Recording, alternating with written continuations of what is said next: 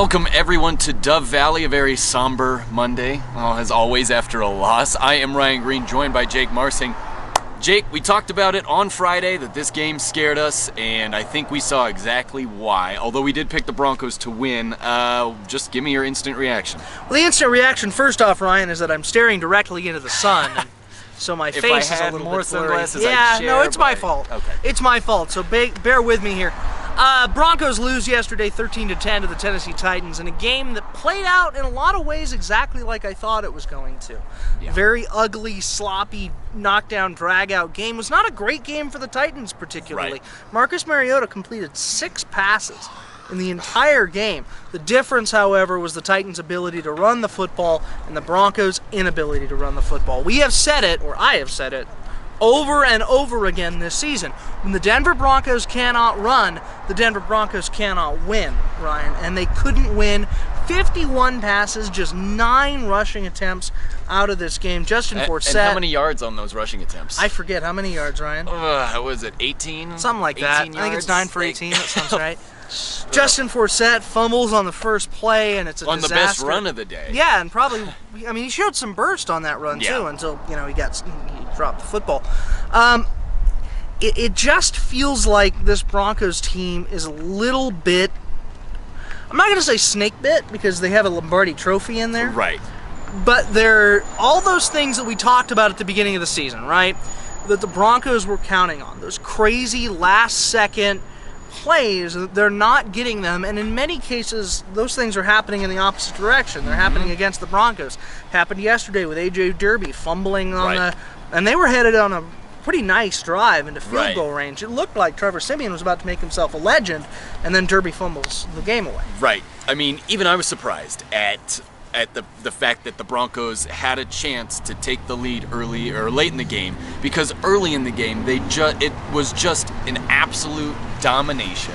I think Tennessee had 20 or not 20, but like how many first half minutes did they have? How long do they have the ball? Well, the stat that I pulled this morning for Vic Lombardi on his radio show was in the first half. Say that one more time. Yeah, in the first half, what was Tennessee's time of possession? It was more than the Broncos. Yes, I think it was. That's not I think the it stat. was like, I was thinking different stats. I think it was like 21 minutes to 8 minutes or something like that. And again, we talked about it last week. If that was the case, the Tennessee Titans are going to win, and I thought they would win a little more than they did. I was just surprised that it was a 3-point game. Yeah. But when you're one-dimensional and teams know you're one-dimensional, you become very easy to beat. It becomes a problem. Now, we'd be remiss, Ryan, if we didn't talk a little bit about the Aqib Talib, Chris Harris Jr., Harry Douglas situation. Talib just spoke a little while ago in the locker room, did not have a whole lot to add. Right. Said, we're on to New England, I'm going to back up my brothers and all that. But Gary Kubiak in his presser did. He said, we're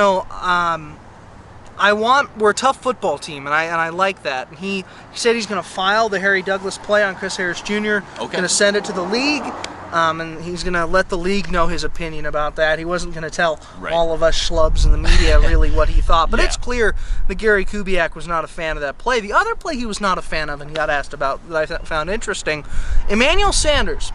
Right. After he catches the touchdown, the wind-up celebration. Gary Kubiak is livid about that. Absolutely livid in a crazy kind of way that I don't think I've seen him livid about, because it shows lack of discipline, and I think for Gary it shows a player putting himself above the team. Oh, he's livid at Emmanuel. Yeah, he's livid at Emmanuel. Okay, I thought he was livid at the call. No, he's livid at Emmanuel, because we've talked about this. Emmanuel is a little bit, if I were going to point out a diva on this team, that would be Emmanuel Sanders, who, by the way, is not here today. He's becoming a father for the second time, probably as we speak. Yeah. I wouldn't put him in the same class as like a Randy Moss, Terrell Owens type I would. diva. Well, maybe not Terrell Owens, but yeah. But he wants to be that guy. He's got some attitude. He can be that guy. Yeah. He's not DT, who's very quiet and reserved. Emmanuel's got an attitude, and he shows it. And he shows it on the field too. Right. But we would be remiss if we didn't talk about those couple of plays. But Ryan, the Broncos are in trouble. Let's just put that out there. I looked at it today. I think the 3 teams that they need to worry about the most, obviously, are the 3 teams that they play. Right. The Kansas City Chiefs, the Oakland Raiders, and the New England Patriots. If they win those games, they're going to be a playoff team. Yeah. but you're not. We'll talk about it later in the week, but New England's going to be a hell of a ball game. Yes. I think the Broncos have a chance to beat New England and Oakland purely because they're at home. Even Kansas City barely, got the victory against the Broncos at Mile High.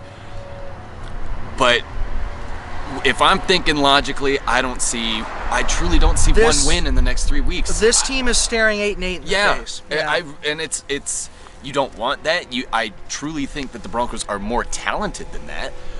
But here we are in this situation, and it wouldn't surprise me if 8-8 was the record at the end of the year. Well, if that's the case, then the whole Trevor Siemian, I'll call it an experiment. It's not exactly an experiment, but we'll talk about this on the Broncos Blitz podcast. In fact, I want to make this the theme of the podcast today. If the Broncos go 8-8, which they're staring in the face right now, was the decision to start Trevor Siemian the right one? That's the big question for me, because this team, you remember, Ryan, they thought they had a championship caliber defense. That's why they didn't go to their rookie. So instead, their highly selected rookie, a guy who they invested a lot in, sits for the entire year. They get virtually no development out of him, and we're in the same place that we were at the beginning of camp. So we'll talk about that on the podcast. Yeah, actually, I really want to talk about that. Yeah, so keep a heads up for that podcast. That'll be posted probably before this video is posted, because audio is easier to cut, all right? Get off my back, Jake. Anyways, but we will have Maybe I'm just more productive. I won't argue with that. But of course, we'll have more all week leading up to a very big game against the Patriots. One I'm still excited about. I'm not necessarily... I'm pretty nervous, but I'm still excited, and we'll tell you why for the rest of the week. So, for Jake Marsing, I am Ryan Green, everyone at 5280 Sports Network. We'll see you later.